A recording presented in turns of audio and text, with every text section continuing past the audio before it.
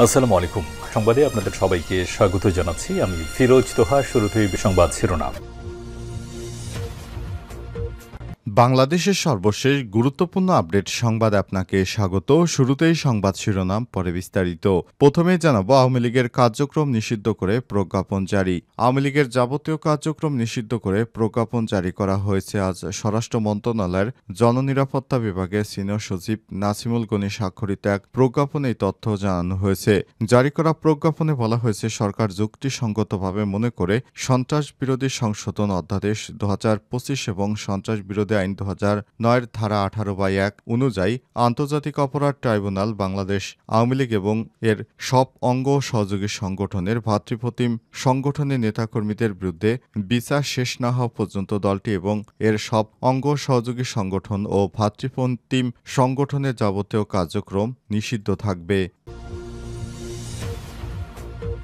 পুরোদমে ভারত পাকিস্তান যুদ্ধ চলছে, আর এই মুহূর্তে আমাদের হাতে এসেছে যুদ্ধের সবথেকে গুরুত্বপূর্ণ তাজা আপডেট সংবাদ। প্রথমেই জানাবো, অপারেশন সিঁদুর নিয়ে রাতে জাতির উদ্দেশ্যে ভাষণ দেবেন নরেন্দ্র মোদী। ভারতের প্রধানমন্ত্রী আজ রাতে জাতির উদ্দেশ্যে ভাষণ দেবেন। সেখানে তিনি পাকিস্তানে পরিচালিত অপারেশন সিঁদুর নিয়ে কথা বলবেন বলে জানিয়েছে এনডিটিভি।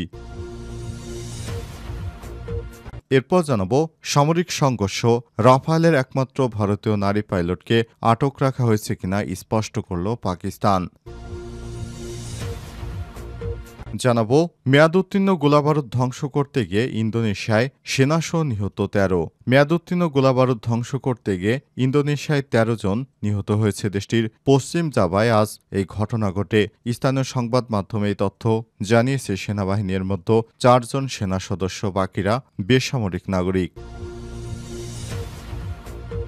এবারে জানাবো, পাকিস্তানি ছোড়া চীনা ক্ষেপণাস্ত্র লক্ষ্যবস্তুতে আঘাত হানতে ব্যর্থ, দাবি ভারতের। শক্তিশালী আকাশ প্রতিরক্ষা ব্যবস্থা চালু থাকার কারণে বেশ কিছু পাকিস্তানি ড্রোন ও ক্ষেপণাস্ত্র আক্রমণে ব্যর্থ হয়েছে বলে দাবি করেছে ভারতের সশস্ত্র গোষ্ঠী। প্রিয় দর্শক, এতক্ষণ শুনছিলেন সংবাদ শিরোনাম, এবারে বিস্তারিত।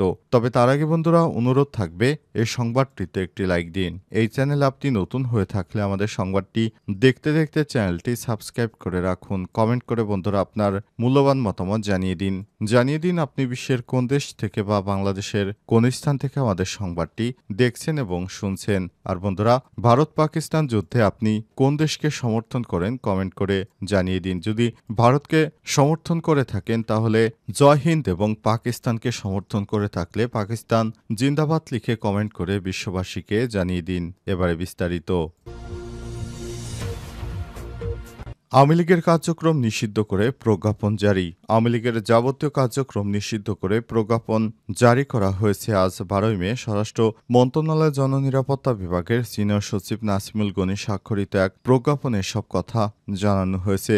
জারি করা প্রজ্ঞাপনে বলা হয়েছে, সরকার যুক্তিসঙ্গতভাবে মনে করে সন্ত্রাস বিরোধী সংশোধন অধ্যাদেশ 2025 এবং সন্ত্রাস বিরোধী আইন 2009 ধারা 18/1 অনুযায়ী আন্তর্জাতিক অপরাধ ট্রাইব্যুনালে বাংলাদেশ আওয়ামী লীগ এবং এর সব অঙ্গ সংগঠন ও সহযোগী সংগঠন ও ভাতৃপ্রতিম সংগঠনের নেতাকর্মীদের বিরুদ্ধে বিচার শেষ না হওয়া পর্যন্ত দলটি এবং এর সব অঙ্গ সংগঠন, সহযোগী সংগঠন ও ভাতৃপ্রতিম সংগঠনের যাবতীয় কার্যক্রম নিষিদ্ধ করার ঘোষণা করা দরকার। এ অবস্থায় আওয়ামী লীগ এবং এর সব অঙ্গ সংগঠন, সহযোগী অঙ্গ সংগঠন ও ভাতৃপ্রতিম সংগঠনের যে কোনো ধরনের প্রকাশনা, গণমাধ্যম, অনলাইন ও সামাজিক যোগাযোগ মাধ্যমে যে কোনো ধরনের প্রচারণা, মিছিল, সভা সমাবেশ, সম্মেলন আয়োজন সহ যাবতীয় কর্মকাণ্ড নিষিদ্ধ ঘোষণা করা হলো। এতে আরও বলা হয়েছে, 2024 সালের 5 আগস্ট ছাত্র জনতার অভ্যুত্থানের মুখে ক্ষমতাচ্যুত আওয়ামী লীগের সব অঙ্গ সহযোগী সংগঠন এবং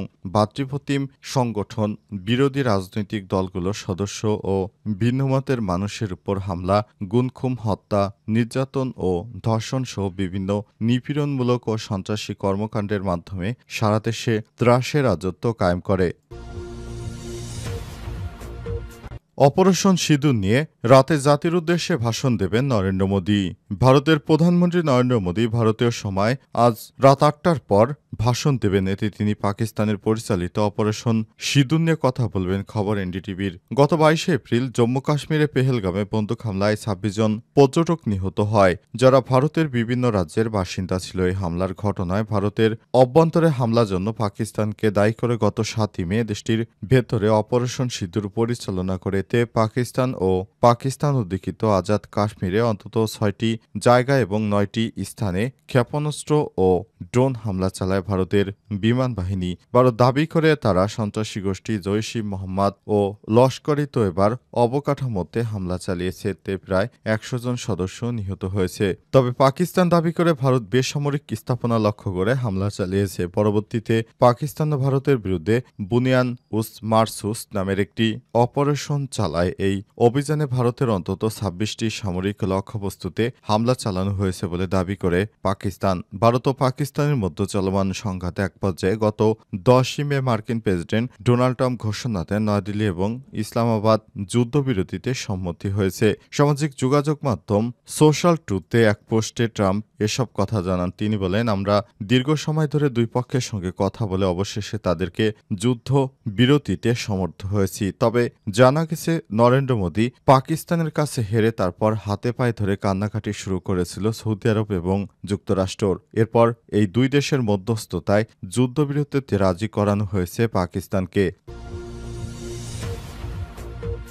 সামরিক সংঘর্ষ রাফায়েলের একমাত্র ভারতীয় নারী পাইলটকে আটক রাখা হয়েছে কিনা স্পষ্ট করল পাকিস্তান। প্রতিবেশী দেশের সঙ্গে সাম্প্রতিক সংঘর্ষের সময় কোনো ভারতীয় পাইলটকে আটক করেনি পাকিস্তান বাহিনী। এমনকি এটা নিশ্চিত করেছে পাকিস্তানের আন্তঃবাহিনী জনসংযোগ পরিদপ্তর আইএসপিআর এর মহাপরিচালক লেফটেন্যান্ট জেনারেল আহমেদ শরীফ চৌধুরী। গত ৭ই মে মধ্যরাতে পাকিস্তানের পাল্টা হামলার পর থেকে সামাজিক যোগাযোগ মাধ্যমে বিভিন্ন গুজব ও ভিডিও ছড়িয়েছে, যেখানে দাবি করা হচ্ছে যে ভারতের একমাত্র নারী রাফায়েল পাইলট শিবাঙ্গী সিংহকে পাকিস্তান আটক করেছে, তাদের যুদ্ধবিমান ভূপাতিত করেছে। আজ গণমাধ্যমে এক বিবৃতিতে পাকিস্তানের সশস্ত্র বাহিনীর মুখপাত্রকে প্রশ্ন করা হয়, পাকিস্তান কি কোনো ভারতীয় পাইলটকে আটক করেছে কিনা এবং যদি করে থাকে তবে কি তাকে ফিরিয়ে দেওয়া হবে কিনা। খবর জিও নিউজের। উত্তরে তিনি বলেন, আমি খুব স্পষ্টভাবে নিশ্চিত করতে পারি যে আমাদের কাছে কোনো পাইলট আটক নেই। এসব শুধুই সামাজিক যোগাযোগ মাধ্যমে ছড়ানো গুজব, বিভিন্ন উৎস থেকে ছড়ানো অসংখ্য ভুয়া খবর ও প্রোপাগান্ডার অংশমাত্র। ভারত সরকার সামাজিক যোগাযোগ মাধ্যমে এই দাবিকে ভুয়া বলে অভিহিত করেছে এবং জনগণকে ভুল তথ্যের ফাঁদে না পড়ার আহ্বান জানিয়েছে।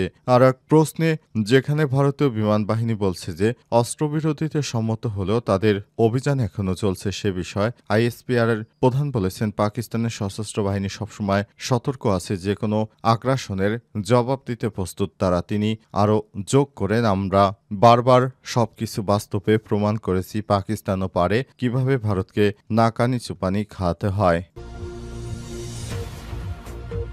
মেয়াদোত্তীর্ণ গোলাবারুদ ধ্বংস করতে গিয়ে ইন্দোনেশিয়ায় সেনাসহ নিহত ১৩। মেয়াদোত্তীর্ণ গোলাবারুদ ধ্বংস করতে গিয়ে মুসলিম দেশ ইন্দোনেশিয়ায় ১৩ জন নিহত হয়েছে।